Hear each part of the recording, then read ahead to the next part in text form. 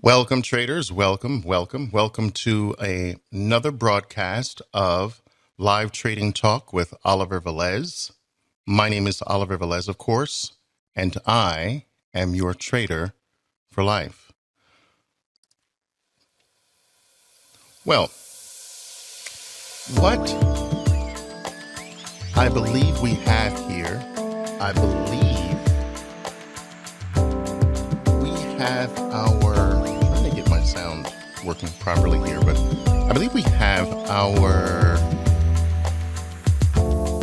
maybe 8th total broadcast since I've actually launched the show.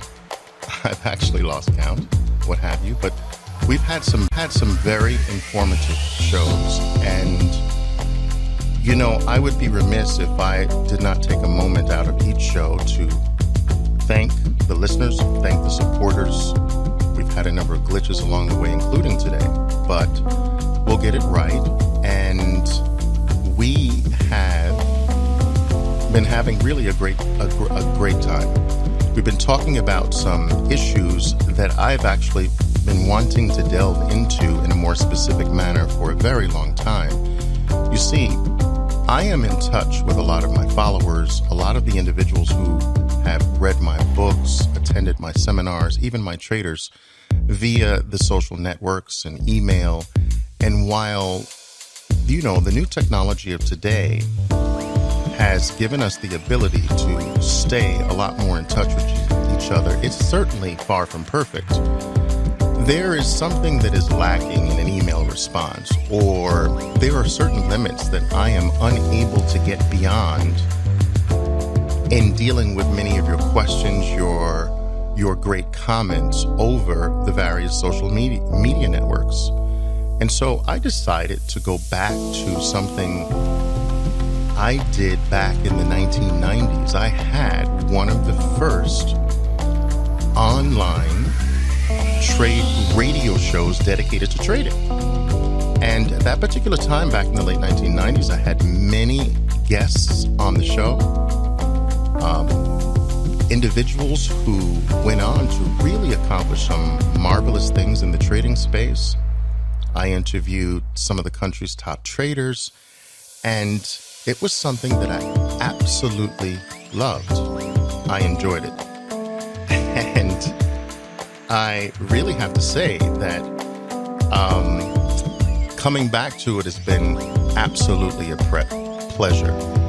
And this format actually gives me the ability to really do justice to a lot of the things that I want to actually speak about. Now, what I've done right now in the middle of my show is opened my Periscope account. I'm actually on live right now on Periscope with my Periscope family.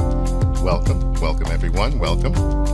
And I've done that for a couple of reasons. Number one, I just want to make sure that I have confirmation that I am being listened to on this show right now. So my Periscope family, am I audible? Are some of you listening to me live on the radio show as well? Can you let me know? I just want to make sure that the little technical glitch that I had earlier in the program has really not affected the show. So I'm waiting for confirmation. So are you listening? Are some of my Periscope family members, are you listening to the show live? Can you hear me live right now? And welcome. Thanks for popping in. Yes, and we're gonna get that music died down for you here. All right. Fantastic. Thank you for joining in on Periscope, my Periscope family, and obviously thank you for joining in on the live radio show. I could not be more pleased with the numbers. As some of you may know or may not know, I have an Android app for the radio show, which I strongly encourage that you download. It's a far more intuitive way to deal with the radio show and to interact with me during the show. You can participate in the live chat, ask me questions. You can download each episode, which I really strongly encourage. If you happen to, for instance, want to listen to one of the past archives or even the current show, but at a different time, and maybe you want to take 45 minutes to work out on your treadmill, and you download one of the episodes, and while you're doing your treadmill work, you're listening to Oliver Velez teach you about the ins and outs of proper trading. Or if you happen to, have activities that you're watching your daughter's tennis practice and you don't have Wi-Fi there, and you can download one of the episodes and spend your time productively engaging with me about a certain specific topic on trading, what have you. So the app is very cool. It's Android at this particular point. I believe that next week we get the iOS version for your iPhones and your iPads and things of that nature. So those of you who have iPhones, don't despair. I'm an Android person. I'm a Galaxy person, a Samsung person. Actually, I used to be Apple. I only trade Apple now. I only take money from Apple now. I don't give money to Apple. I used to, but no, I don't give anything back. I don't give any of my money back to Apple. Do you hear me, Periscope family? It's gotta be like that. So, yes. So please download the app. Download the app. It's cool. It's cool. And the iPhone app is coming next week sometime. All right. Now, I have had a number of questions that have come in via email, and some of you have actually posted these questions on the radio show, and I was not able to get to them. So before we actually delve into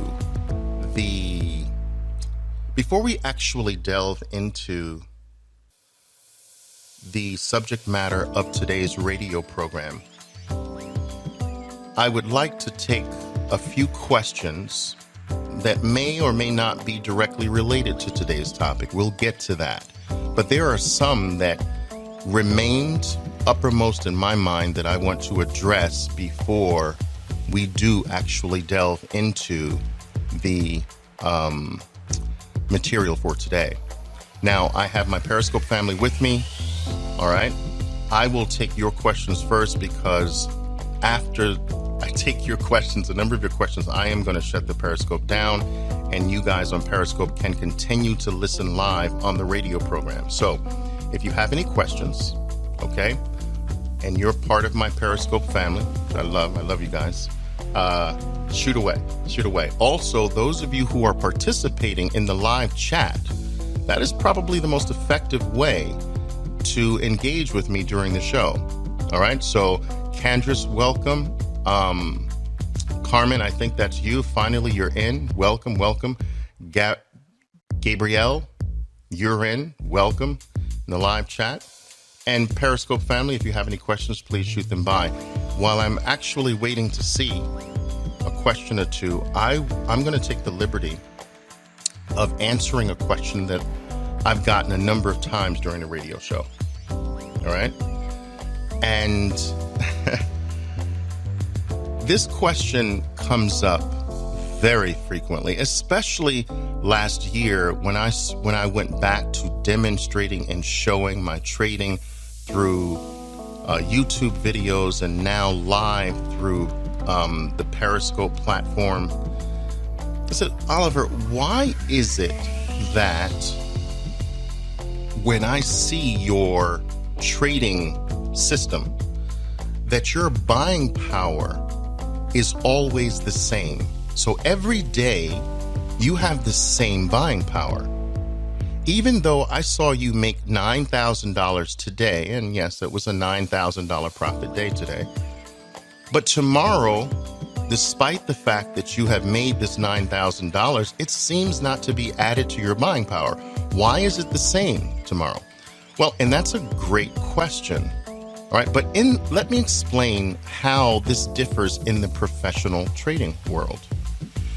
You see, in the professional trading world, you are really not trading your capital. You are trading a clearing firm's capital, okay? A clearing firm approves you for a certain amount of buying power.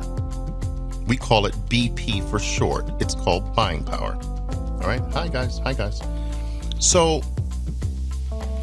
buying power is something that the trader cannot just randomly decide. Says, I feel like I'd like, $10 million in buying power. No, it doesn't work that way. You have to get approved. So your clearing firm will say, okay, listen, based on your level of experience and based on what we've seen in your trading and so far, and based on the cash amount that you have up front, we're going to approve you for $5 million in buying power. Now, your cash amount is not your buying power amount. So when you see $5 million in my trading system, that's not what I have in cash there. That would be dumb to have $5 million in cash in my trading account. All right. I have $50,000 in my trading account. All right. And every month, anything that I gain above $50,000 is pulled out of the account and we drop back to the base $50,000 in cash. Buying power is $5 million. So my $50,000 is there to offset any trading losses from me trading the $5 million in buying power.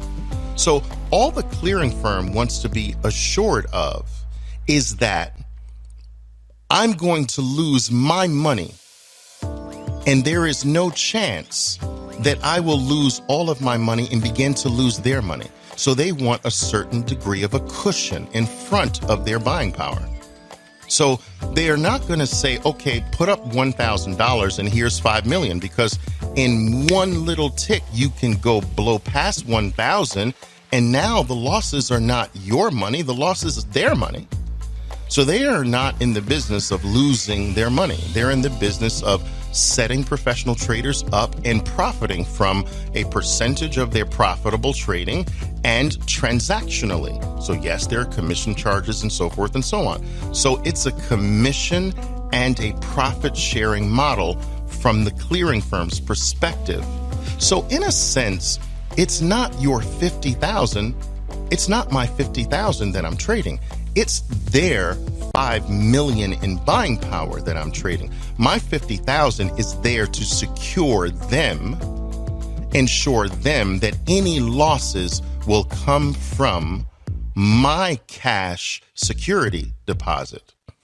Now, just because I make 10,000 or like I made $9,000 trading today. You saw it live on Periscope, right?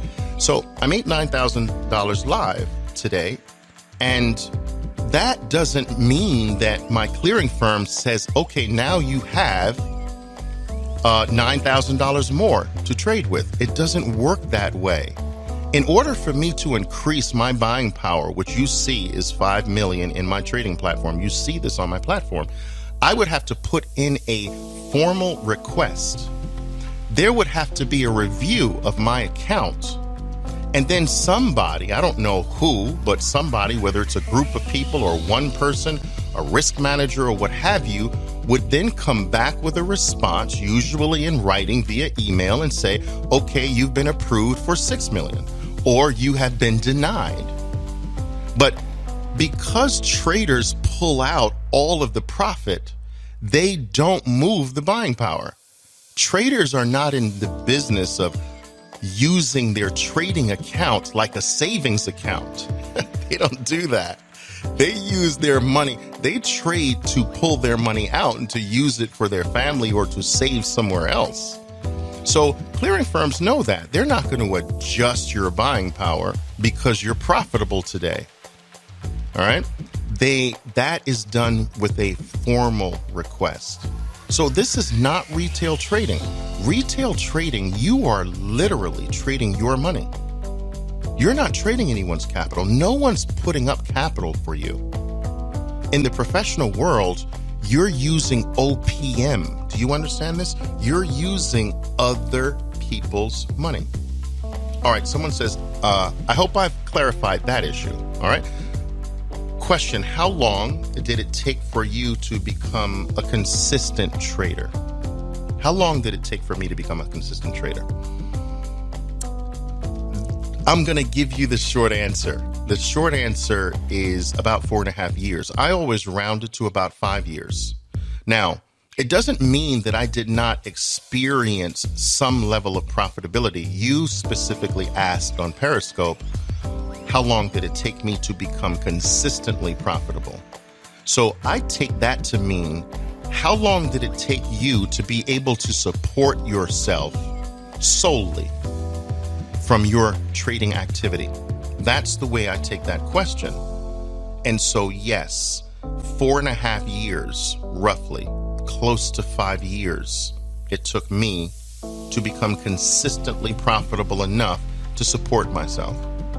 Now, the next question I usually get when I answer that question, the next question is, Oliver, well, will it take me 4.5 years? Well, understand that this is going back almost 30 years ago. So, no, it should not take you 4.5 years today. When I started, there were no people teaching you, guiding you, mentoring you. There were no books on the market, seminars. There was no information. There were no radio programs like this. You know, I didn't know what to do. I just randomly picked things to try. The trial and error process for me was so long. Unnecessarily because no one would show me anything. I couldn't get anyone to talk to me. You see? So I just had to randomly try things. Wait a minute. Why don't I try this? When this line crosses that line, I'll buy. I knew nowhere to start. So what if today my traders know precisely what to do from day one? They know precisely what to look for. They know precisely how to make their executions. I had to learn everything. What's the best executions? What's the best routing? What's this, that? My learning curve should have been no more than 2 years.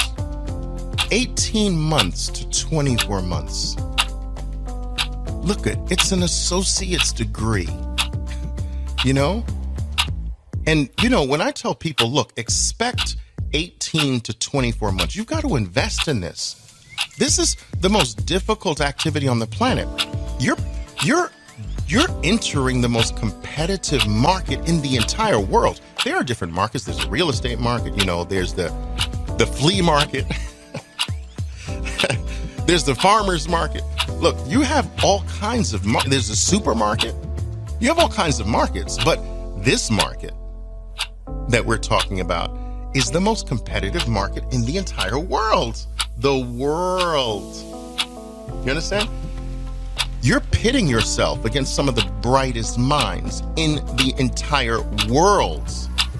Some of these minds have hundreds of millions of dollars behind them. Dude, you're stepping into the tall wheat with the big dogs when you move into the financial markets. You are not going to be able to instantly do well there. It just doesn't work that way. It's the height of naivete to think that. It's just dumb. All right? You're not going to enter that world and in a few weeks, I can take money from these people. Are you kidding me? Like, what planet do you live on? These people aren't going to make it easy for you to take what they're taking. They're not going to say, oh, no, come on. There's plenty for all of us. Come on in. There's plenty. Oh, no, I'll move over. Here, take this spot. And this is all yours. No, nobody's going to do that. Do you know what I'm saying? Make sense? So, you know, it's not going to happen right away. So some people say, well, Oliver, listen, I just don't have that time. To me, that's the most asinine thing I can hear from someone. I don't have that time. Guys, if you want to continue asking questions on Periscope, log in to the real chat room. Come on, log in. I'm going to turn this off now, but log in to the real. Look, I'm going to show it to you. I'm going to show it to you. See the chat room there? Can you see it? Let me see. Can you see it? Oh, maybe you can see it better this way.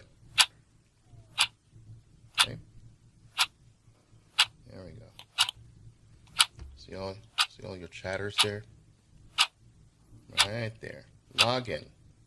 All right. Okay, my radio audience. Closing Periscope.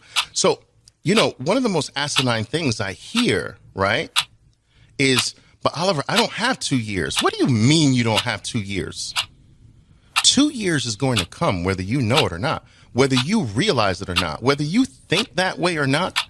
2 years from now is going to be 2 years later. So what do you want to do? Do you want to be 2 years later and be consistently profitable at something that no one will be able to take away from you for the rest of your life? Or do you want to be 2 years later in the same place that you are now or worse? Like, dude, 2 years is going to come. You might as well do something that increases the odds that 2 years from now, you're going to be grinning and smiling from ear to ear. And, it astounds me that there's this sense of entitlement, especially amongst your new up and coming youngsters today. They feel like, dude, listen, I just want to get out of school and I want to make $1 million. I want to make $1 million a year. Like, it just doesn't work that way. It's not going to come to you that way. It's not going to come to you unless you go through something that builds character, that builds discipline. You're not born with discipline. No one says, okay, wait a minute. Duani, at birth, nature or life or God doesn't say, Duani is a cute little baby at birth. We're going to give him an extra dose of discipline. But I'm not quite sure I like the hair on Adrian over there. We're going to shortchange him on discipline a little bit. No one has discipline. No one is born with discipline. Discipline is like a muscle. If exercised, it gets stronger and stronger and stronger. If not exercised, it's flabby, it's weak, and it does nothing. All right? So you have to go through things that foster discipline, that foster character. And trust me when I tell you, character and discipline are not earned through winning. Character and discipline is earned through losing and coming back. Don't you have this amazing respect for a fighter or a boxer who's been knocked down and gets right back up and fights like he wasn't knocked down? And if that boxer gets knocked down and comes back and wins, my God, the respect goes through the roof. The respect for that fighter is higher than the respect of a fighter who never got knocked down, was never on the ropes, never took a beating. You understand? So this is, I believe, one of the issues that Floyd Mayweather had with his image, where it didn't seem like he got knocked around or beat up. He didn't earn his way through brawling and coming back from behind and being bloodied up, but still not giving up, still ferocious, still out to win. I mean, that's what people respect. And that's what life respects. You understand?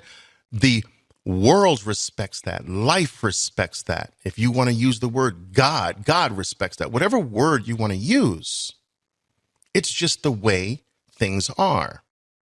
And so in this game, you learn through your losses. You don't learn through your winnings. Winners don't teach you anything because you didn't do anything. You have to actually do something in the losing category. You don't have to do a darn thing in the winning category, but count your dollars, high five yourself. Your only decision is, should I take my profit now or should I hold on a little bit? I mean, that's not challenging your soul. But when you're down and you're down hard-earned money, and you have the rent or the mortgages due this week, and your objective was to trade this week to pay that mortgage, and you're down $500. Instead of being up 500, you're down 500 today. Now, what do? Do you quit right there and call it a day and hope tomorrow's better? Sometimes that's the right thing to do. Depends on the day, depends on the circumstance, depends on your mindset. It might be better, but wait a minute. Maybe you should double down. Sometimes it's smart to do that. Is this one of those times? Should you kill this open position that you're down at 500 and look for something else, or kill it and leave? These are the challenges. These are the questions that test you at the core, that you learn from. You learn to dig deep. You learn to be sensitive to what is going on right now. This decision is important. This decision is life-changing in a way. This decision means something for my family. No, that's how you grow. It is not by mistake that everything that goes up first goes down. Everything. You want to, let's go plant an apple tree. You put the seed down first. Then the tree grows up. All right. Oh, wait a minute. I want to learn how to dunk. I'm like 6'1". I want to learn how to dunk. You bend your knees and dip down first, then you jump. You understand? You ever see the cartoons when they draw, when a cartoonish car is about to take off? First, its front wheels go back first, and then pew! You go back first. You want to jump over this puddle? Oh, wait a minute. Wait a minute, honey. There's a puddle there. Don't get your red bottoms wet here. All right, let's jump. You step back first, then you take off and leap. It is not by mistake that nature teaches us in all of its different messages that you go backwards first, then you have a right to go forward. It doesn't work the other way, and God help you. God help you, traders, if you happen to get lucky enough to go up first before you go down, to have some measure of success first, to win first without the win being earned. God help you. Because the price you're going to pay for that unearned win is going to be enormous. You don't want to win that way. You don't want to win as a novice. Trust me. Because you're going to get annihilated. And you may get annihilated so viciously that it will eliminate any hope for rising again. The price is too high that way. Because it has to be double or triple. So you don't want to come out of the blocks as a novice winning, even though that's what you're trying to do. You don't want that because it's not coming from skill. It's not coming from seasoning. It's not coming from experience. It's freaking luck. And that is going to run out. In fact, I wouldn't even call them prophets. You're a novice. You know nothing. You've learned nothing. You can't even remotely say you've got seasoning or experience of any kind, and you're winning? Dude, that's a rising tide. Your boat's not rising because you're lifting it yourself. That's the tide lifting everything. But when that tide stops lifting, OMG, the fall, the crash that you have to experience is unimaginable. I wouldn't even call them profits in that state. I would call them loans. And let me tell you something. You think crime organizations like the mafia have their expensive VIGs that are almost make paying back their loans impossible? You haven't met Mr. Market. Because when it comes back for your lucky gain, it is going to take that, your shirt, your pants, your underwear, your shoes. It might leave you with just one sock just to laugh at you.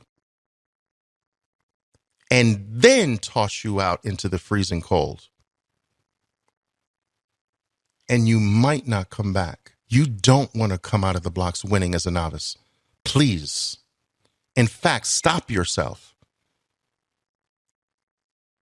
The numbers of stories that I've heard of people who say, but Oliver, I just don't get it. When I first started this, I didn't know anything, man, and I made a lot of money. Now I lost everything. I'm foreclosing on my house. I lost everything. You know how many stories I've heard of that? Heard like that? You don't want to do it that way. You want something that comes from your knowing. You want your knowing to be the birth, the birther, the creator of your gains. You don't want your gains coming from someone. You want them coming from you. You are your gains. Money in the market is the manifestation of who you are. It doesn't come from some place. It comes from within. It comes from your knowledge. Your knowledge creates your money. Somebody say, well, shoot, I'm looking for money. No, that's wrong. You will always be broke looking for money. Money is you. Increase you. Improve you, and more money flows. It's not outside of you. Does this make sense, traders? Am I too philosophical for you? Is this too deep? No, Oliver, I just want you to talk about tactics. Tell me where to buy and tell me where to sell. What is all this talk? I hear that sometimes. But this is exactly what you need to put your mindset in the right place, traders. Do you understand this? To get off this Alice in Wonderland fairy tale naive perch that you're on. Dude, you're going to lose. And you better know how to use that losing period to become better. You better have someone guiding you. You better have someone there making sure you don't really step on the landmines that can just blow you up forever. You want to lose, but you want to lose correctly. You want to lose professionally. You want to lose with purpose. This is what creates character. This is what creates seasoning. You know, the trader who's never been tested is an accident waiting to happen. The trader who's never had hardship is not even a trader. He's just a lucky statistic that's going to quickly disappear. Can't even call them traders. Gamblers. Lucky. There is a fundamental switch that happens about 2 years, guys, into this. If you do it right. It is the switch from being a person who visits Las Vegas to gamble to actually being the casino. And so you don't win big like the lucky ones do. You stop winning like novices do. Novices win big, but like once in a lifetime, twice. It's the novices that win big. So you sacrifice that. You sacrifice the lotto winning. You know, I've been on a casino floor in Vegas and seen somebody win $1 million in the slot machines. I've seen that. It's an amazing scene to watch. The lights go off and the sounds and everybody rushes over. It's congratulatory. Stuff falls from the ceiling. It's amazing. But when will that happen again? All right, the casino, it took a little hit. That's okay. The casino doesn't win big. The casino wins your money bet after bet after bet. It's consistent. So you sacrifice consistency and frequency for size. But some people say, Oliver, you know, you made $9,000 today in your trading. I saw you. That's size. No, that's not size. That's small. Dude, you have no clue what size is in this business. We used to hold positions, 300, 400,000 share positions. That size. Every tick would be like 40,000 up or down. You know, 2,000 here, 3,000, a $6,000 a day. That's small chump change in this business. That's not size. So as a pro, when you can legitimately say you're a pro, when you have made that click, that transition from being the novice who has an every now and again big win. Wow, look at that. You're no longer the gambler. You become the casino. You become the taker, not the giver. The gambler in Vegas is the giver. Thank God there are millions of them because I just go for the shows. I have enough thrill trading the market. I don't need that nonsense there. I go for the shows. I go for dinner. I go for some of the nightlife. Yes, great music, live bands. I love that. I don't give anything to a table. I'm sorry. I have enough of that in the market. I don't need my fix there. So thank God we have so much stuff to enjoy in Vegas because of all the givers. But at about the 2-year mark, if you've done this right, you make that transition to being a taker. Now, a lot of people don't like that word. I don't know if I like that word, Oliver. I don't know if I want to be a taker. Oh, yes, you do want to be a taker. All right. Nothing wrong with that. We take an apple from a tree and bite into it. You know, we take our food. We go out there and take life. What's wrong with being a taker? It's the only way to survive. Being a taker.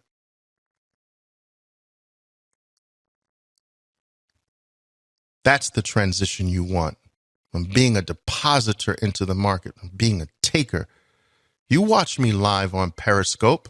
If you're not, you're missing out on something because this technology has given me the ability to give you a deeper insight into what the pros do, what we're doing behind the scenes with my traders, how I'm developing them, how I'm making them sharper, how they are already head and shoulders above the vast majority of people there and they're babies. I'm giving you insight into that. And this is a marvelous technology. Now I know there are other technologies coming. Face Live, Facebook Live, Facescope, or whatever they're going to call it. I think that's going to be huge. But I'm not specifically talking about Periscope, although that's the one I'm using now, but just that whole platform. It's going to be a zillion of them in a very short period of time. This technology is what gives a person like me the ability to do bigger and more important things. I'm not out there on Periscope showing you how to make a bologna sandwich with cheese. No, there are people doing that on Periscope. It's crazy. And they have like 1,000 people in the room. Oh, now I'm going to make my bologna sandwich. And, I go to this special place for this cheese. You got to take a look at this cheese. Just look at it. 1,000 people. My goodness. All right. But I'm not using Periscope for that. I'm using it to give you insight, to lift the curtain, if you will, to give you a peek behind the scenes of a professional firm and how they deal with their traders, what they talk about, what they point to. I show you us in the trade. That's key for me, in the trade. And I can't show you everything from start to finish because that's just not fair to all the people who've paid their dues for everything. But to give you a peek and a taste, yes, just enough so you can say and see this is real. Because one of the things that this era that we live in, one of the most difficult things today is finding what's real out there. There's so many people that have hung a shingle. They put up a business with a sign. They're waving their hand. Pay attention to me. I'm the real McCoy. I'm doing this. I'm doing that. I mean, my goodness. When I started, there was nobody.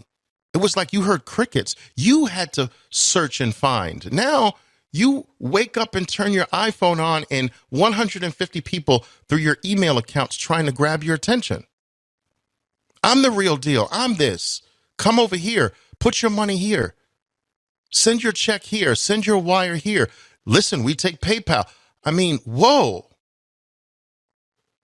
So now, but at the same time, these new technologies are now giving people who are real the ability to put a lot of things to rest. I've heard a lot of stuff out there. Oliver's not real, this and that. Well, now what can you say? So I make sure I show you in the trade, coming out of the trade, live, cutting everything out of the way, eliminating every excuse, every obstacle. You have no more excuse. I'm not quite sure I believe it. You have no more excuse. You either want to do this or you don't. And that's it. Powerful, powerful. Joe is saying, if you have, let me see here. Joe, first of all, thanks for participating, buddy. You are just always a breath of fresh air. I love your attitude. I love your passion for trading. I just love it. I just wanted an opportunity to say that publicly. You know, Joe says you can have a million tactics, but if you can't apply them right, forget it. That's so true. You can have the best tactics. You can have the most valuable technique on planet Earth. But that technique is empowered by who has the technique. You know, I'm always saying that. You are the power, not the technique. I did an experiment on Periscope one day, a couple of weeks ago, actually. And I had my Periscope audience. I said, listen, you give me what to trade right now. I'm going to pick one of your stocks. I did it twice. I said, okay, just tell me what you want me to trade and watch me make money. Someone said, I want you to trade Netflix. Okay, here we go. Boom. Enter the position in Netflix. Now watch me make money from it. And they watched me make money from Netflix live. Listen, my technique didn't choose Netflix. My system didn't come up with Netflix. A random person on Periscope came up with Netflix. At that moment, at that minute, at that second, and I took it. So someone said, that's luck. Okay, let's do it again. Someone else picked something. Boom. I forget what they picked. I don't know if it's Facebook or whatever. All right. I'll make money from this too. Now, what does that mean? What does that say? It says that profitability comes from me. I didn't have a system or a tactic that set up on it. I didn't have a system that said this is ready. It was just random. And then I went to work and produced a profit from me. So it is always about you. Now, this is a perfect segue into our topic today, which is how to journal your way to trading success. Yeah, I'm going to change the title to that. How to journal your way to trading success. That will be the final title of today's episode. How to journal your way to success. Let me tell you something. If you are not journaling your trades, you are a novice. If you are not journaling your trades, you are a loser. I guarantee it. I don't even have to look at your P&L. All I can do, you just answer one question. Do you journal your trades? Or any of them? No? Loser. Don't even have to. Next. Don't even have to look. I am telling you, that's how important journaling is. There is something magical. You've heard me say this before. There is something magical that happens, traders, when you transfer something from the mental realm onto paper. And I'm from the old school. I like a leather-bound book. I like to write in a book. I want to feel and hold the book. I don't want to hold an iPad. This is not the same for me. But listen, whatever floats your boat. See, perhaps the younger generation, holding a book is stupid. Holding the iPad, like, whoa, this iPad I use exclusively for my journaling. Just look at it. Like, I used to like to feel the leather on my journal. Beautiful. You want to know where I bought my journals? A company called Bosca. Bosca. Bosca.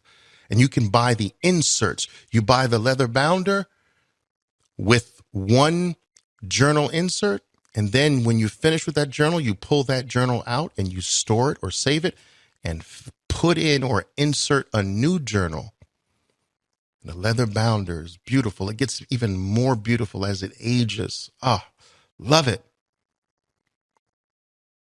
I can show you journals all the way back to 1987.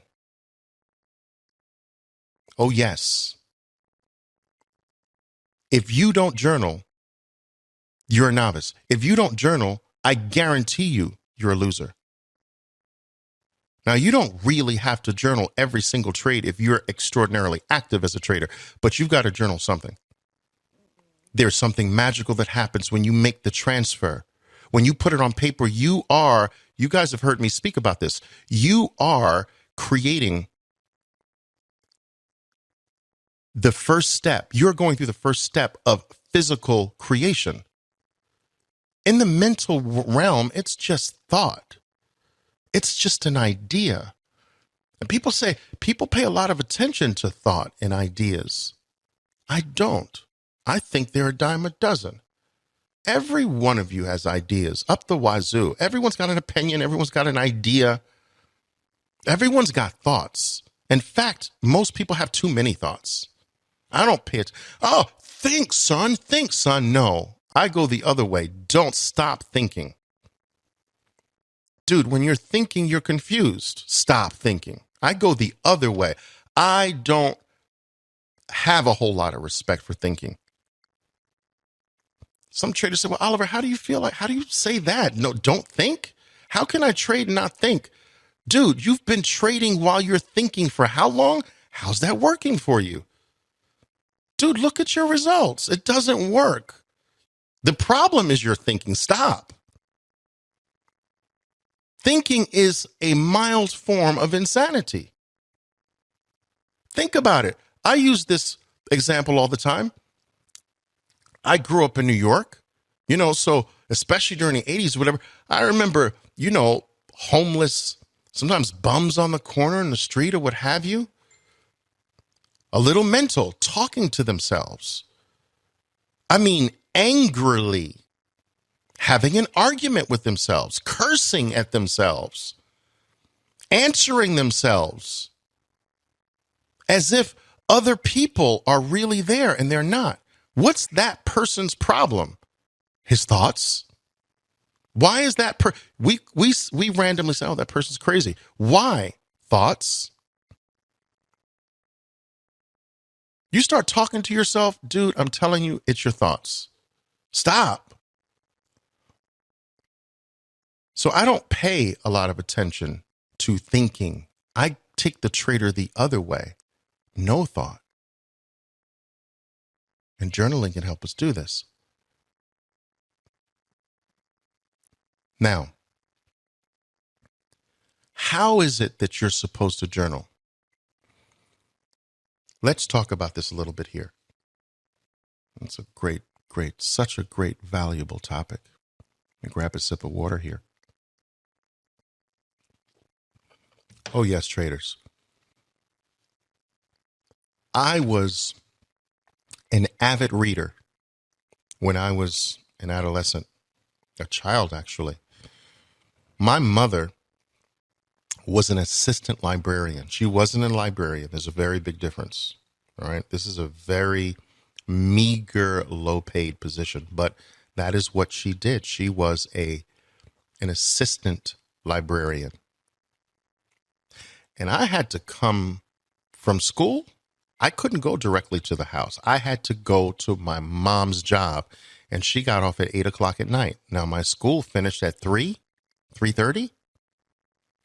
So I spent hours every day of my life as a kid in the library with mom, waiting for her to get off. So what do you think I did? I just read. It's what you do in a library. And I became a voracious reader. And I had no siblings, no brothers, sisters. So through my reading, people like Socrates, the Greeks, especially the Greeks, Aristotle, Plato, Kant, Krishnamurti, Descartes. Oh, just so many. Shakespeare, Ralph Waldo Emerson, Benjamin Franklin. What, Oliver? Yes, Benjamin Franklin. These were my best friends. But Benjamin Franklin, Oliver? Oh, yes, Benjamin Franklin. I'm telling you, Benjamin Franklin changed my life.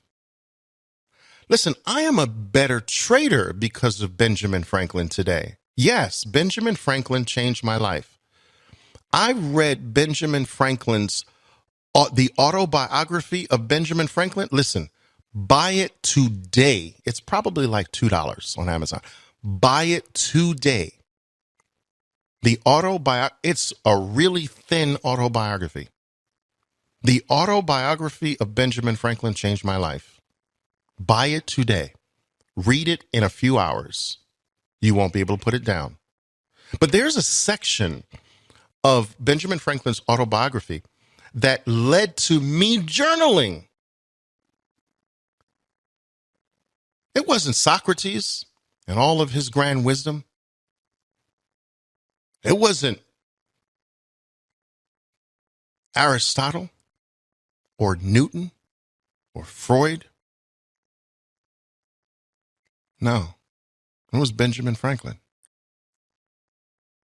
It wasn't Jesse Livermore and all of his great wisdom and reminiscences of a stock operator. It was Benjamin Franklin.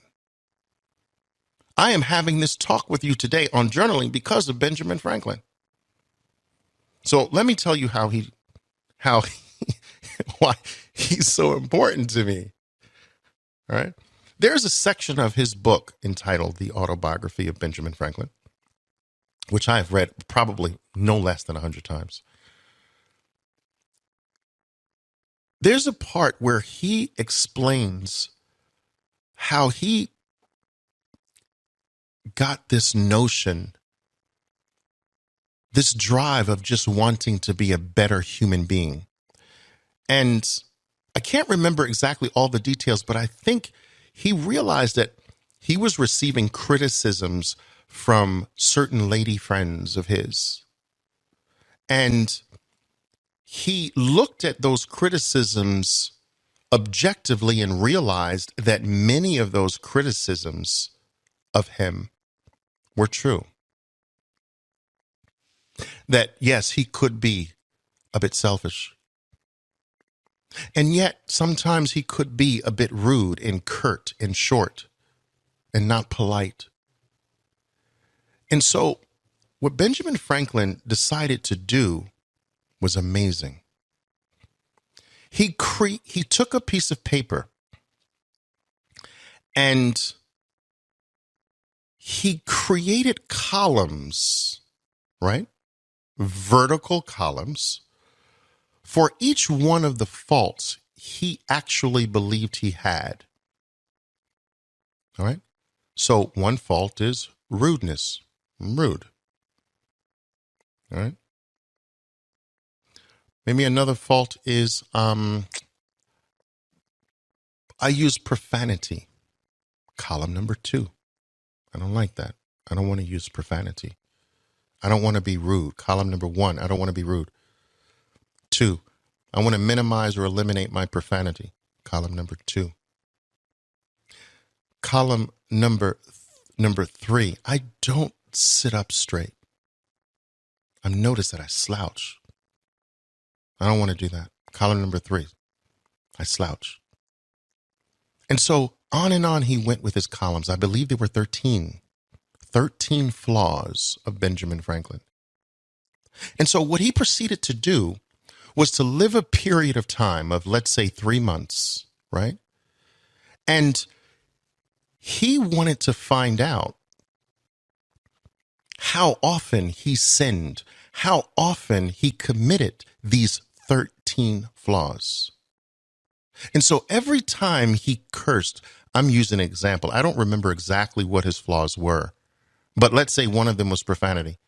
Every time he used a profane word, he would put a check mark in that column.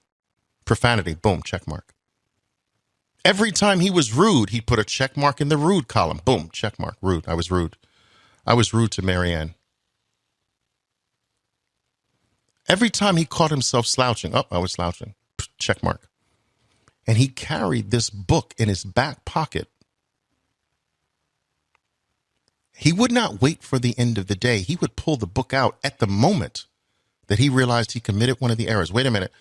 Marianne, shut up. I got to do something. Marianne, shut up. I just cursed. Oh, wait a minute. I also was just rude to you. There's another check. Boom. He would check it on the spot.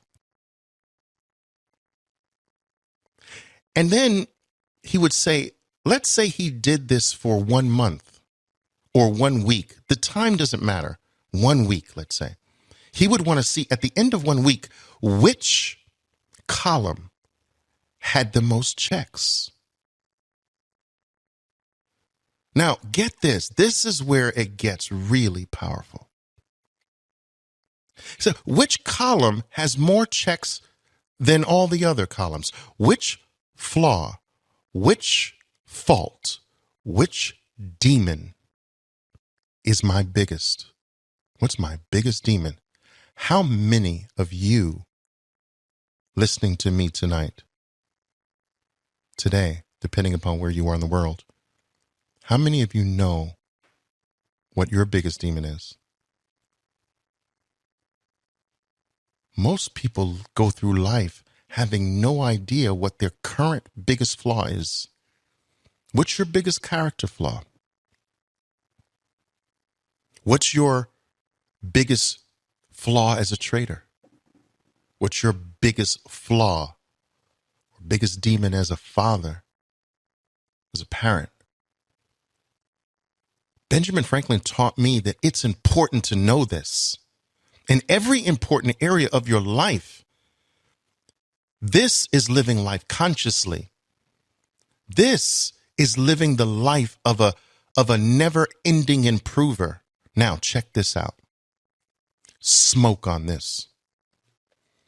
Benjamin Franklin, once he identified at the end of a week or at the end of a month or at the end of a quarter, the time frame doesn't matter.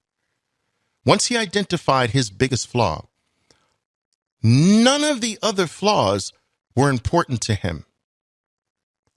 He went on a sole mission. The only thing in life that mattered to Benjamin Franklin, once he identified the biggest one, is to kill it. If I do nothing else in life, Benjamin Franklin said, I will kill this flaw.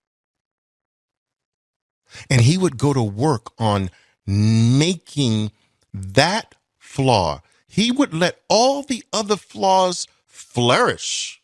Do what if I cursing it up, whatever. It's the rudeness one that has the most check.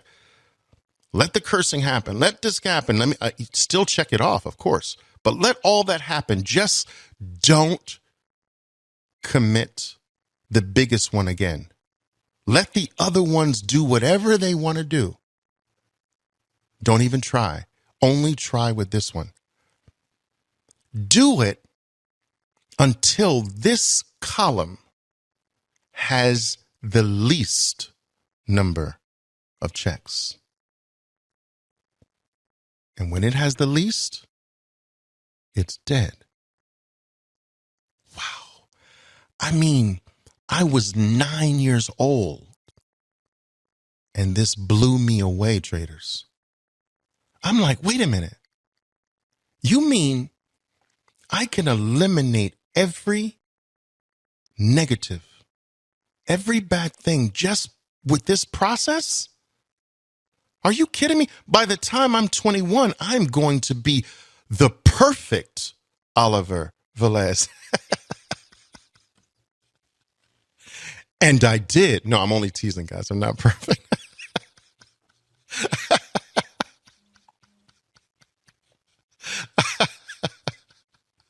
I can hear it now. There he goes again. Oliver has check that off, Oliver. You've got the ego problem. That's your biggest flaw. Check it off. Check it off right now. Did you check it off, Oliver? Yes, ego, check. I love it.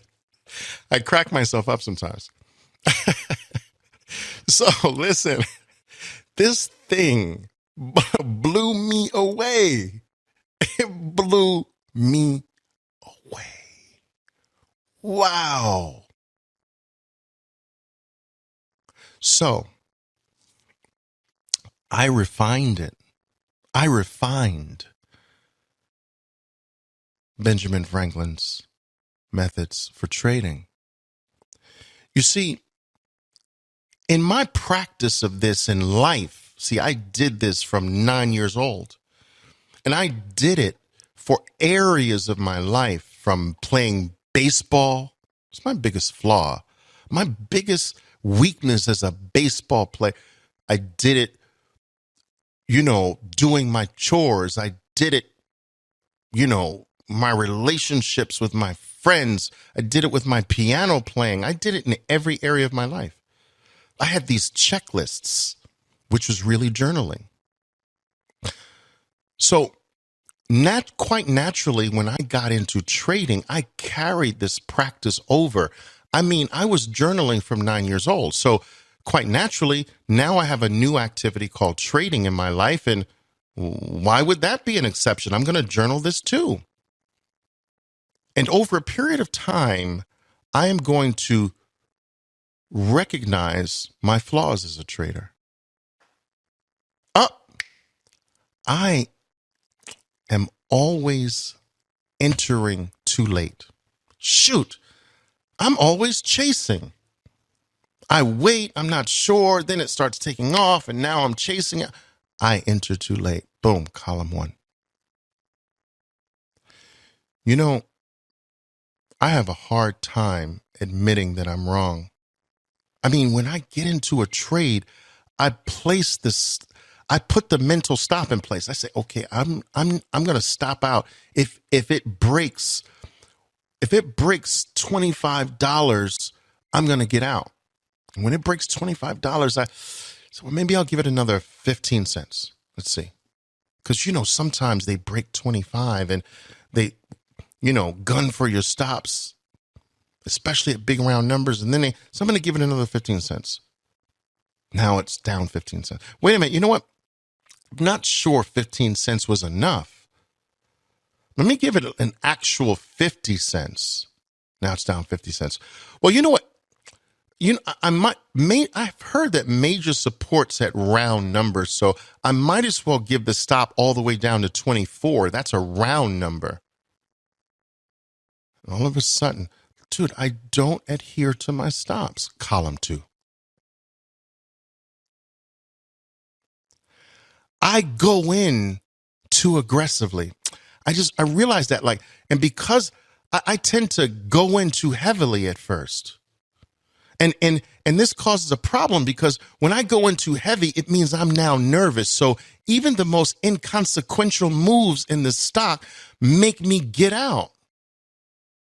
And it's inconsequential. It's not important, but because my size is so big, it makes the little tiny wiggles appear important. And it alters my trading. I go in too heavy. Column number 3. You get the point. This process makes you look at yourself. This process makes you stop the nonsense. Stop looking outside of yourself and searching for this. The answer's over there. Wait a minute. The answer's now in the expo that's coming up next month. No, wait, the answer's in this new book that just hit the market. No, the answer's in this new seminar that Oliver just came up with. No, the answer's in this. Stop. This makes you stop and look for the answers inside of yourself. It makes you aware of your problems, makes you aware of your flaws, makes you aware of your weaknesses. Now we're talking business. Now we're holding the light of awareness where it should be. Not away from you, but we're turning the flashlight right in your face. Yes, it's not comfortable. Not supposed to be. Your demons who are allowed to live off your energy, free rent, they're allowed to get fat and overweight and comfortable while they sip away at your life. They are not going to make it comfortable for you the moment you say, wait a minute. I'm tired of flashing the light away from me. Let me flash it on myself, right into my eyes. And your demons say, whoa, wait a minute. What is that? Why is it so bright in here? Ho, turn that light down. Whoa, come on. Wait a minute. It's too bright. I can't see. Turn that light down. And they really start to get moving. And they start jabbing and punching and throwing uppercuts and hooks and they don't get they get put on the spot and they fight you to maintain their dominance, their comfortable position. They don't go easily. But the first step is to be aware of them, because awareness is the light. And let me tell you something. These demons or these flaws, these defects in your character, these trading idiosyncrasies, these things, all right? These things are thieves. Do you understand this? They're thieves. And a thief is a coward. A thief operates when you're asleep. A thief sneaks into your house when you're not aware of his existence. A thief doesn't want to fight you. A thief doesn't want to go to battle. A thief wants it easy. Door unlocked. No dog. No cameras. No alarm. You sleep heavy. You leave all of your jewels out unprotected. No gun. No nothing. They want it easy, but they want it dark. They won't come into a house very much that has all the lights on. All the lights are off. They do their greatest damage when you are asleep, which means you are not aware. No awareness, no light. The moment you become aware of a thief in your house, the moment your eyes lock, all the power that that thief had instantly gets drained. The thief doesn't lock eyes with you and go on stealing, does he? No. The thief flees. Thieves can't stand awareness. Thieves don't like light. Demons don't like you to be aware that they are there. They exist. They're living off of you. They're robbing you. So when you start this process of creating columns for every trading flaw, every trading bad habit, give it its own real estate on this piece of paper or in your journal. Give it a page. All right? It doesn't have to all be on one page. You can create this a page for every flaw.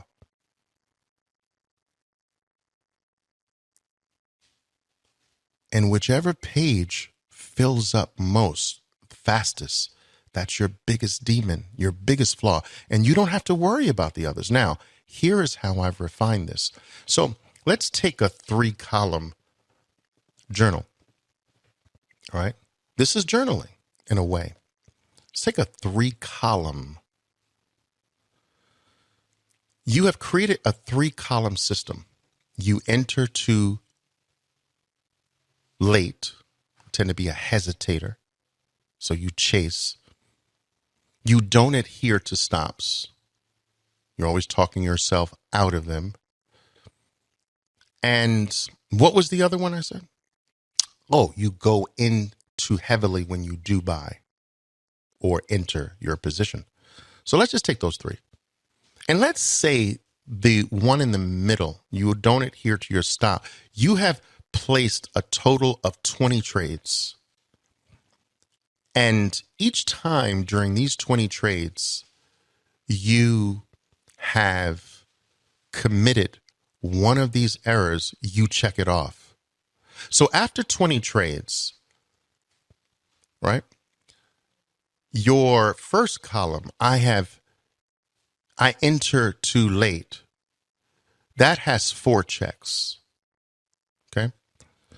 After 20 trades, I go into positions too heavily. That has 3 checks. Okay. And the middle one, I don't adhere to my stops.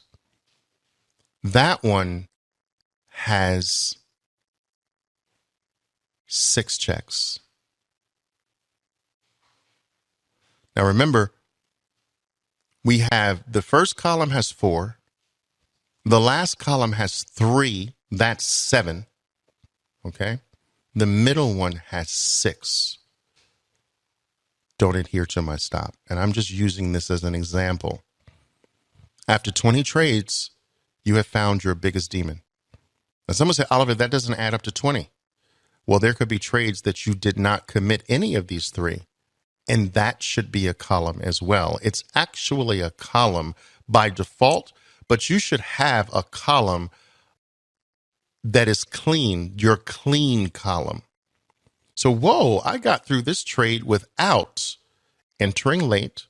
I adhered to my stop and I didn't buy too heavily.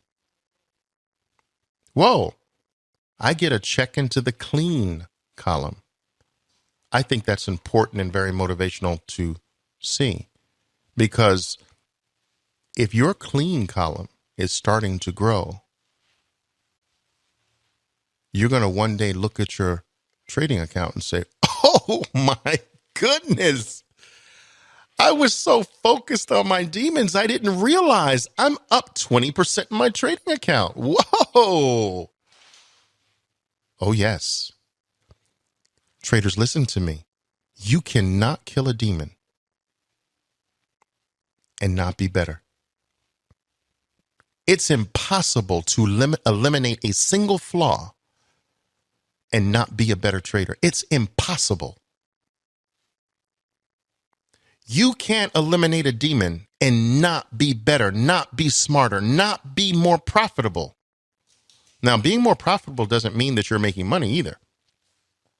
It could mean that you're losing less. That's profitable to me. You were losing X, now you're losing less than X. That's a profitable activity. It hasn't thrown you totally in profitable territory, but it is profitable. It is losing less is profitable.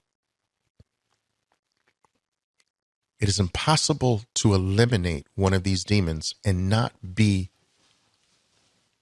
measurably different. Better than you were before. Better, you guys know what's coming. Better, stronger, faster. I've got to get that tune. Da-na-na-na. Da-na-na-na-na. Steve Austin, that's right. $6 Million Man. I'm dating myself. Still love that. I had the $6 Million Man character and a G.I. Joe. And you know what was funny? I hated it, but it was the $6 Million Man. Steve Austin was like this huge towering figure. And G.I. Joe was tiny. It just didn't make sense to me. But anyway, I digress.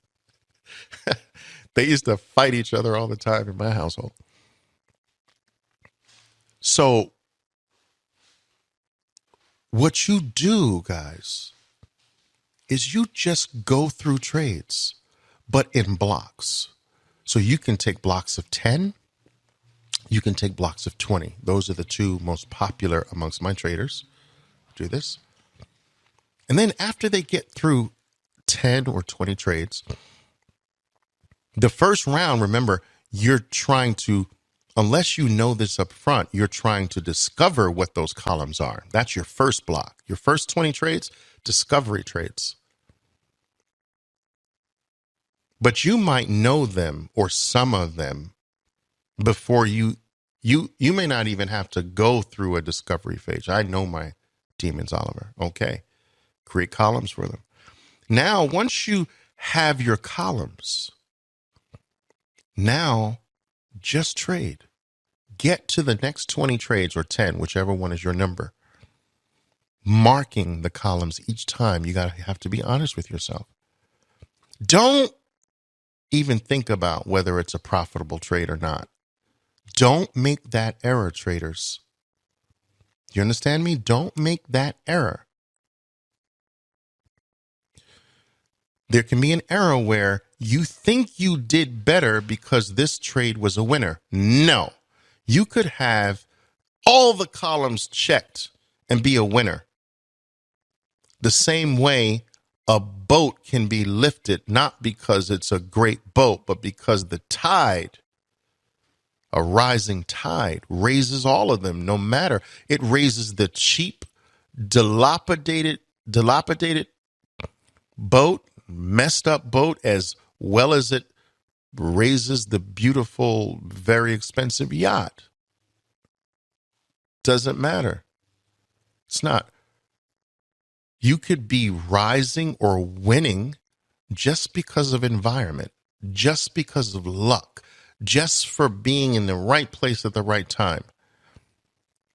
And it has nothing to do with it. You're not looking at P&L. You're looking at the committing of a flaw, an identified flaw.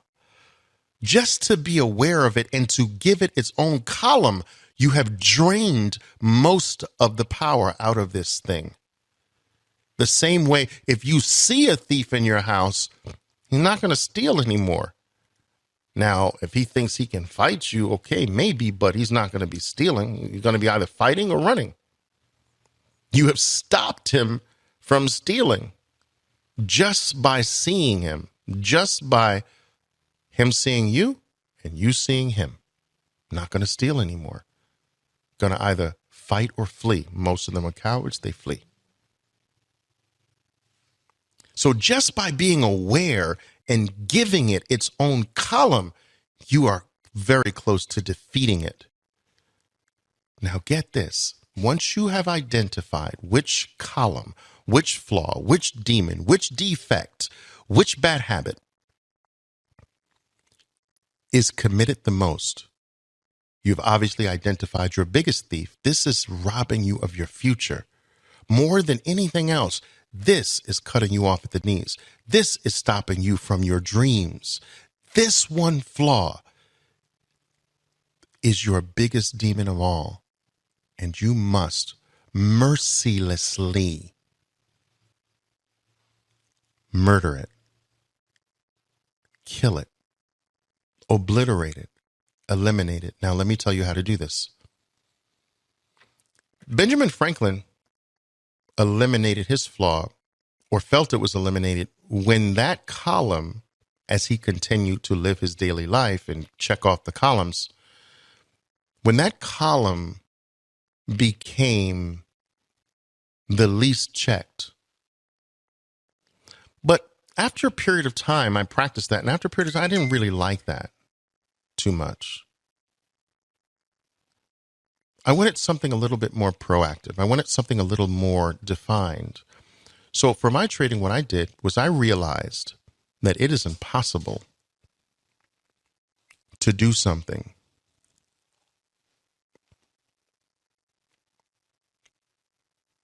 eight times in a row unless it's real. You can do something 2 times in a row and it's still luck. You can even do something 3 times in a row and there's still a decent chance that luck has something to do with it. 4, luck has not that much to do with it. 4 times in a row, come on. 5 times? Whoa. Come on. How can you really, really say that luck is there after the 5th time? Is that luck? Not really. Well, if it's not really at 5, what's 8? Not even in the same universe, not even in existence, not even a word, not even a thought, not even anything. So I wanted the number 4 is pretty getting. 4 starts the no luck number. Go study this. 4 starts the no luck number. Dude, he did it 4 times in a row. He didn't do it twice in a row. He did it 4 times in a row, dude. That's not luck. 4 starts the not luck argument. 8, no human being is going to tell you it's luck after 8 times in a row.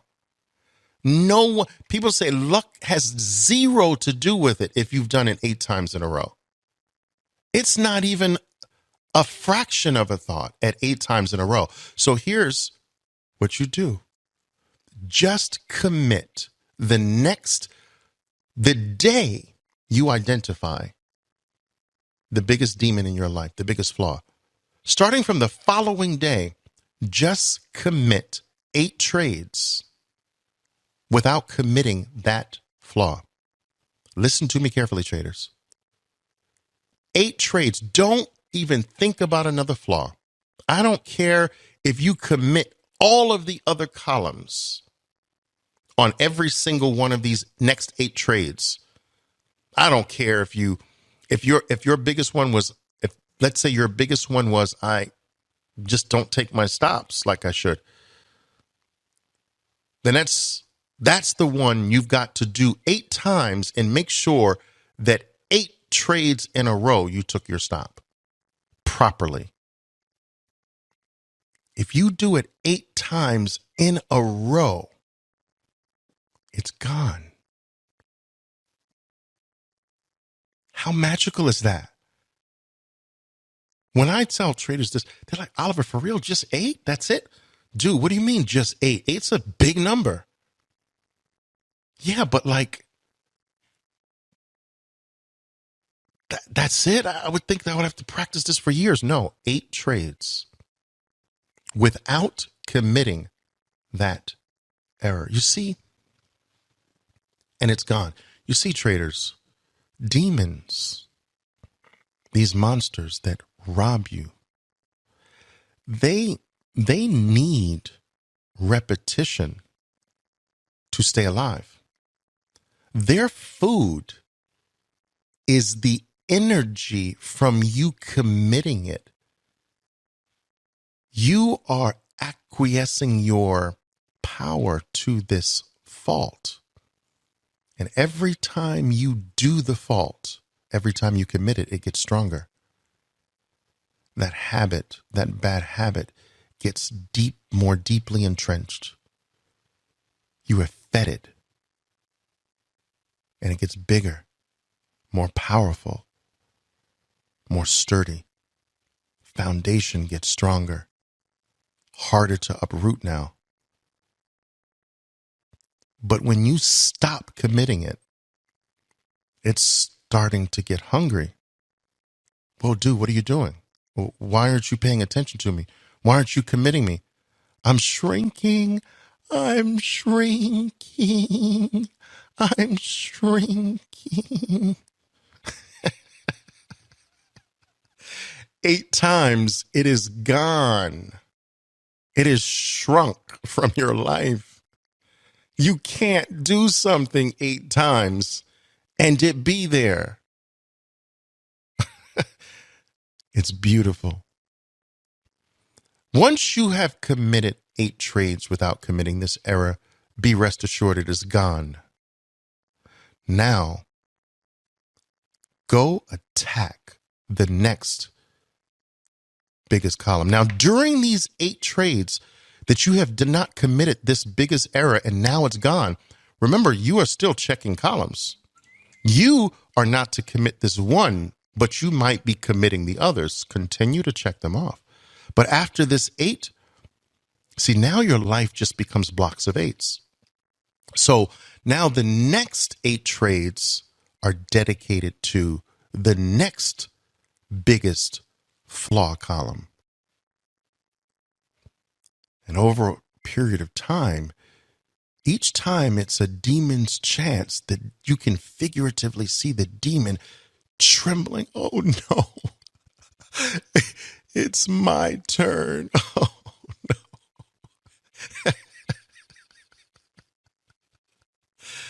You can tell I have kids, right? It's my turn. No. And all the other demons are saying, well, we'll take care of your family. Don't worry. You're going to a better place. It's my turn. No. So you take the next one in line. They're on death row. You know what I'm saying? And 8 times without committing that next one, boom, that one's gone. And you become the demon killer. Now, notice that I've been talking about this for over an hour, and not a single thing has come up about a winning trade, or even a losing one for that matter. Winners and losers don't matter in this phase. Killing demons do. Because it's these demons that are robbing your profits from you. Kill a demon, and you open up the greater possibility of profit. Kill another one, boom, the opening for profits to come through gets wider. Kill another one, boom, it's wider. By killing demons, you automatically become more profitable, more consistent, because it was the demons in the way of consistency. It was the demons in the way of profitability. You become profitable through the process of negation.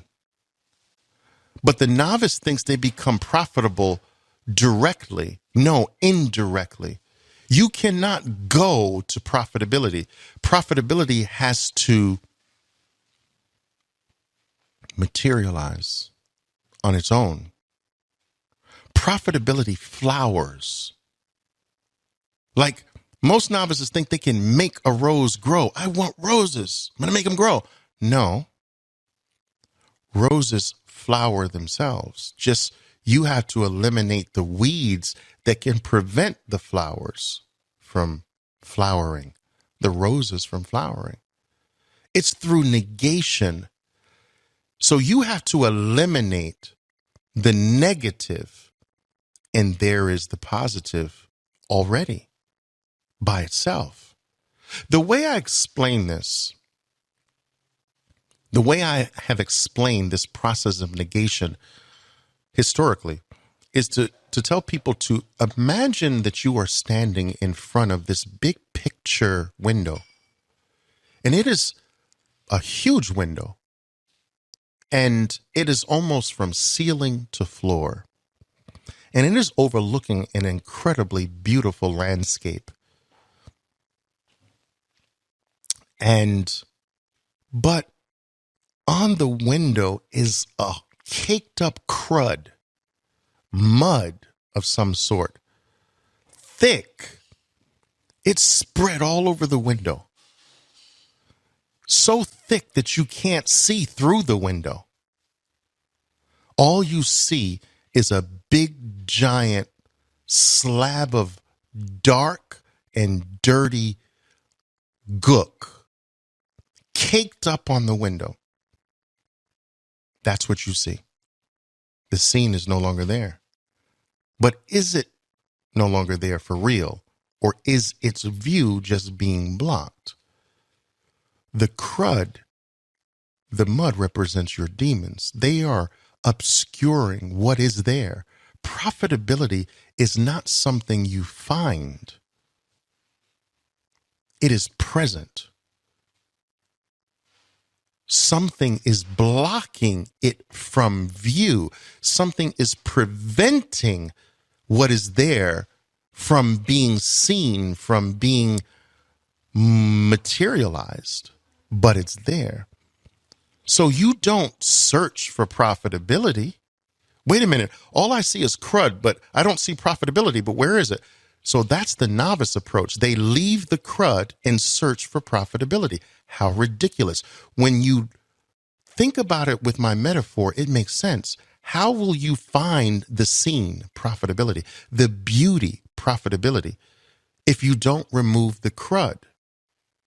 No. Forget the crud. Forget the crud. I want profitability. Where is it? I don't want to focus on the crud. I'm focusing on profitability. Dude, you can't have profitability until you first remove the crud. You can't take a dirty, inconsistent, undisciplined, weak, feeble-minded you into the land of profitability. You won't be accepted. You must first become better. Then you can enter into the land of profitability. So what do I exactly mean by the process of negation? You eliminate what is not profitability. Eliminate the crud. The crud is not profitability. By eliminating what is not, you get what is. What is can't be obtained directly. It can only be obtained negatively. It can only be obtained in reverse. So, as an example, with the true highest level of the highest profit is truth. All right? Trading is a metaphor for life. We are after profitability. We are after truth. Okay? So truth, at the highest level, truth is the ultimate profit. So you can't find truth. No. Because truth is not static. It is not in a location for you to go to. Truth is not something you can point to. It's just something that is. So how do you find truth? Which many of the ancients say is the ultimate purpose in life. To find truth. Be true to thine own self and yada, yada, yada. So how do you get the ultimate profit? You can't get it directly. So you achieve truth, or you find truth, for lack of a better phrase. Remember, you can't really find it. But you find truth, for lack of a better phrase, indirectly by discovering or identifying what truth is, what is not truth. So this is not true. Eliminate. Okay? That is not true. Eliminate. And you go to the next item. Okay? This is not it either. Eliminate. And after you have eliminated everything that you know is not true, there it is. Truth is. It was being obscured by all of these things that weren't truth. And by eliminating what is not it, you get it. I'm going to repeat that. By eliminating what is not it, you get it automatically. People try to keep the crud and go for profitability. It doesn't work that way. You've got to eliminate the crud. So you start to clean your window. Let me take the crud off on the left-hand side here. Now the middle, take the crud off, the middle. Now the right-hand side, let me clean it all really nice. Now by removing the crud, all of a sudden it's like, oh my goodness. Look at the splendor of this view. Look at the sunset. You mean I was missing all of this? All of this time, the crud on my window was robbing me of this? Wow. You can't get the sunset. The sunset is there, or the sunrise.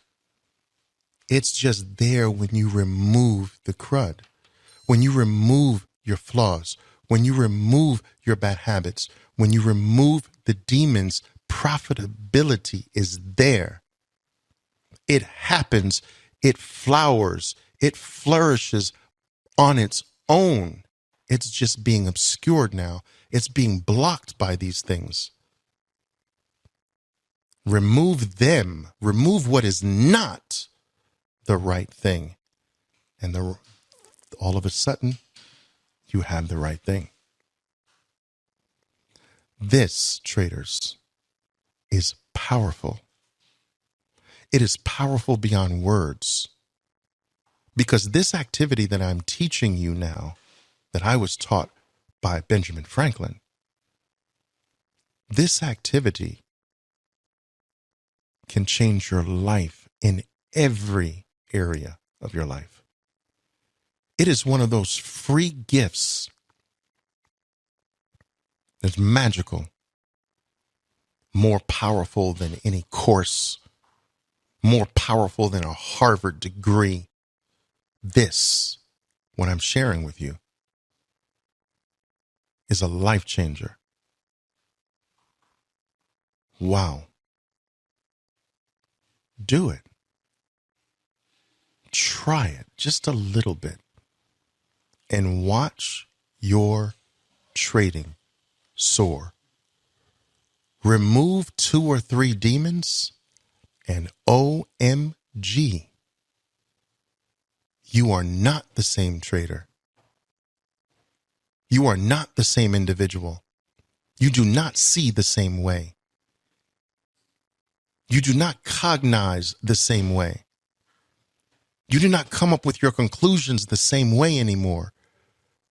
A certain clarity will descend on you, a clarity you've never experienced before, something purer. something more direct, that you're in contact more direct with. This demon was in between me and the thing that I desired. And now by the removal of the demon, I am in direct contact with this thing. The highest level is that the two merge. Whoa, wow. That's a different topic. That when you are no longer a trader trading the market, you are no longer a noun. The highest level of this is that you stop being a noun. I am a trader. That is a noun, which means that a trader is separate from trading. So the trader is split. Any type of split is conflict. And conflict is where all of our problems come from. Unity and unison, oneness, is the ultimate state in anything. It is what Mark Douglas called trading in the zone.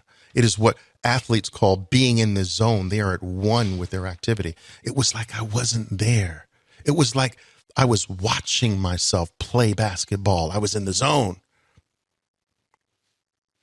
No division. The ultimate level is when you stop being a noun and you become the verb. No, I wasn't the trader. I am trading.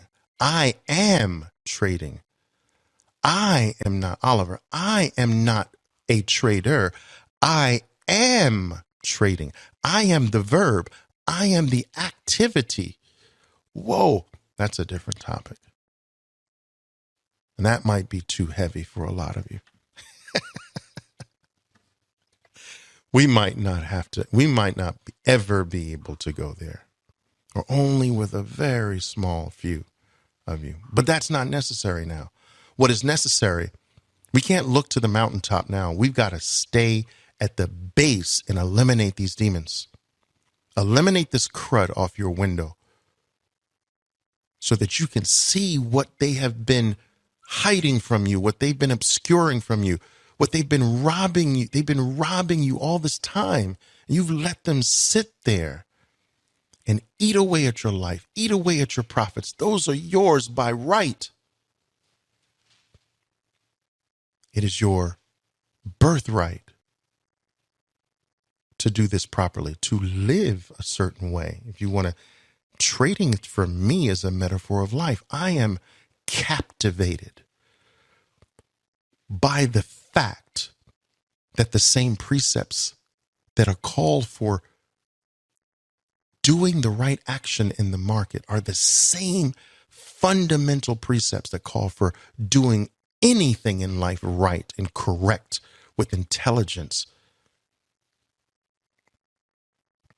Going into any situation in life, having assessed the odds, knowing the particular risk-reward ratio and where you'll not do it anymore and call it quits. And what if you approach life this way, the way a proper trader approaches every decision before taking a play? The professional trader making his first entry after this, the arrival at this conclusion. What if you could live life the way a true professional trader lives every trade? What if every decision that you had to make in life was made the way a professional, consistently profitable trader made every decision, which is in his life, in his trading life? It's the same process. This is why I call this act spiritual that we call trading, because you can't become a better trader and not become a better human being, a better person, a better anything. It is the ultimate level of pure responsibility. It is the epitome of being responsible. The professional trader is responsible. The professional trader is not reckless. The professional trader is measured, never shaken. Not that everything goes his way, but not shaken. Never loses it. Always calm. Always has the scenario ready for almost any eventuality with the trade. Wow. What an activity. What a job. The best one on the planet, traders. Steve Paulson is saying, Oliver, you're talking to me again. Well, I hope so. And that's the whole purpose of these talks, guys. I have been. What did Martin Luther King say? I've been to the mountaintop. I've seen the promised land. I've been there. Dude, I have battled demons that you don't even have a name for yet. You don't even know what they are. You know I don't take my stop demon, and I hesitate on my entry demon. And, those are the dude, you have no idea. I have gone through demons. I've gone through demons, their second and third and fourth cousins. I've had demons that say, oh, okay, you got rid of me? Then wait till you meet my cousin. Bye. I'm dead now. And then all of a sudden, here's his cousin. Yeah, you killed my cousin. Now, I'm going to really kick your butt. And then I have to deal with this new demon now. I have dealt with demons, OMG. And they all don't go down the same way. Oh, no. There are some stubborn demons, traders. There are some demons that will fight you back for your very dignity. They will dig in deeper. They will pull every artifice, every trick out of the book. Some of your demons will use the people around you to get at you, to make you commit them, to make you believe, to go back to sleep and not be aware of them anymore. Your demons will use anything. Your demons will start to mess with your technology, make you not take a stop. Oh, wait a minute, my internet went down. You're like, shoot, man, my foot hit I've done that. My foot hit the power button because it's down by my foot. And now I can't take the stop until I turn my system back on. That's Freudian. That's the demon fighting you at every turn, using anything and everything to stay alive. The biggest demon of all is your ego. Now, I have a big ego. I just don't have one in trading. But in outside of trading, my ego's huge. No one's bigger than my ego. But in trading, I have cut that ego down. That ego was the incredible shrinking man for a long time in my trading. I have no ego in trading. In fact, I am not present in trading. There is no Oliver in the trade. There is just the trade that is happening. A lot of people won't understand that, but that's the highest level that you're going to aspire to. The elimination of the ego is the elimination of you in the trade. You're just allowing what is going to be to be. You're not interfering. You're not tampering. The ego tampers. Oh, wait a minute. I know better. Change this, flip that, alter that. Wait a minute. Let's go over here. Now, no, let's look over there. No, I don't like that. That's your problem. The ego.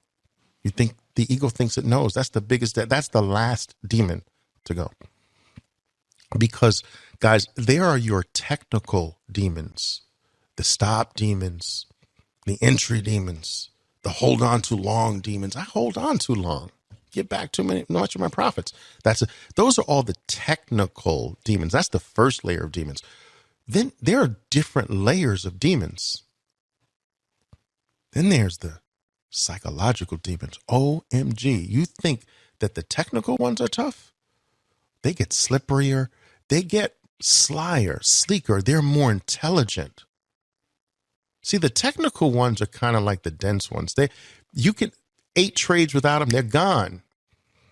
But then the psychological demons, they will trick you into thinking you're killing them, but they're playing dead, and they're not. Like, he thinks he's just committed 8. But I was hiding over here. Yeah. All right. He'll be asleep for a while, man. He's not that bright. They will trick you, you know? But this is what makes the game fun, traders. It's true. This makes the game. You start to relish this as you develop. You start to, you call up your best friend who's also a trader. You're like, look, dude, man, I just discovered another demon. And your friend says, yes, for real? If he's on your same level. Seriously? Oh, man, I envy you, man. I haven't found a demon in like the last 3 months, man. Man, your trading you're on the move, man. When you kill this demon, your profitability is going to jump huge, man. I'm jealous, man. I'm jealous. You're going to want to find a demon because you know when you kill it, what that's going to mean for your next level of progress. That I've just discovered something that was holding me back. Now I know exactly what to do. 8 times without it. And it's gone. I'm 8 trades away from being almost immeasurably better. Wow. Think of the power of that. Now, guys, listen, before I let you go, all right, I have to really clear this up because I don't want you thinking that this is not as easy as it might sound. I'm just very loosely throwing the number 8 out there. If you have a hiccup in the midst of your 8, you start from 0 again. So you committed 6 of these trades without committing that error. And then the next trade you commit at the error, you have just eliminated all of the work that you've accomplished with committing 6 in a row. You've got to go 8 in a row. Now, it doesn't mean that it's 8 trades. So let me clarify this. It's 8 times, not 8 trades. So for instance, let's say your biggest error is failing to take a stop where you should. So, but what if there's a trade that doesn't call for taking a stop? You take the profit. That doesn't count toward 8. You didn't have to practice the stop. It's 8 trades of taking your stop appropriately, not 8 trades just for the sake of any 8 trades. It's 8 trades of either exercising this thing. It might take you 15 trades to get 8 of the correct action in because the other trades didn't call for it. And then there are some trades where it is just a straight 8. Like, as long as I don't enter too early, if that's one of your demons. No, or enter too late, let's say. Boom. You can do that 8 in a row. And it's gone. But certain things like the stop one, you're probably going to have some trades that don't call for you exercising a stop. And that's a pause. It doesn't count as part of your 8. It's 8 trades of taking the stop exactly where you said you were going to take the stop before you entered the trade. So I wanted to make that clear. Are there any questions?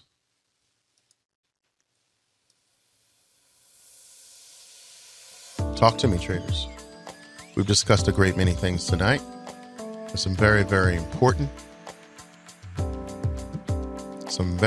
things. Now, what questions can I answer for you? What can I clarify for you? If you are currently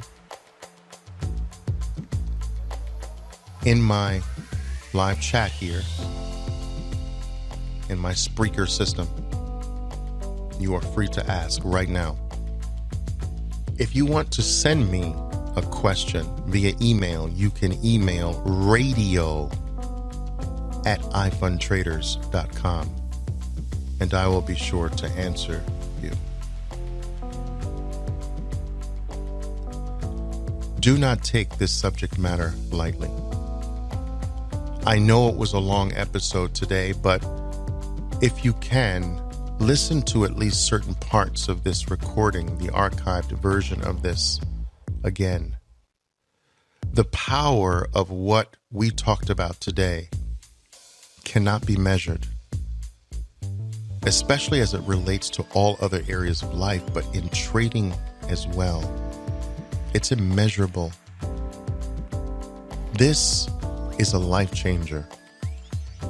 This will revolutionize your whole approach to the markets, your progress. This is one of the most direct ways to shorten your curve, your learning curve, your experiential curve to consistent profitability. The novice is always focused on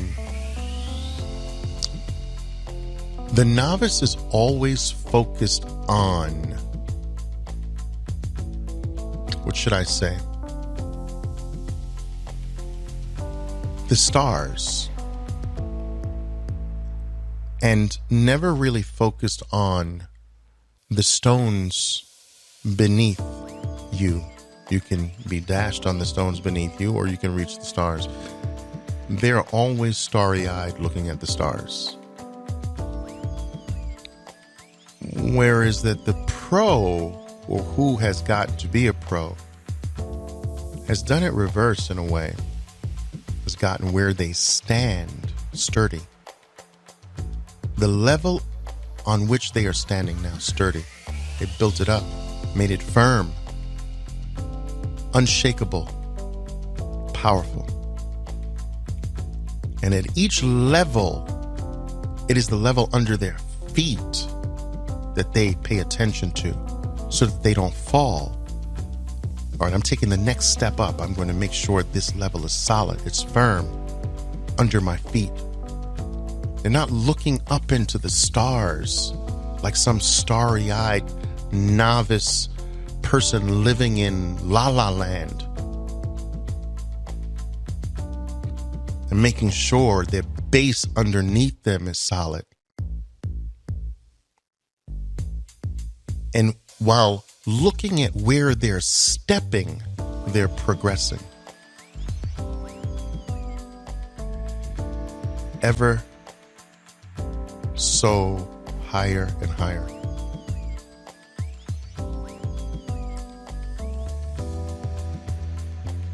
I'm sorry. I will get that fixed for you.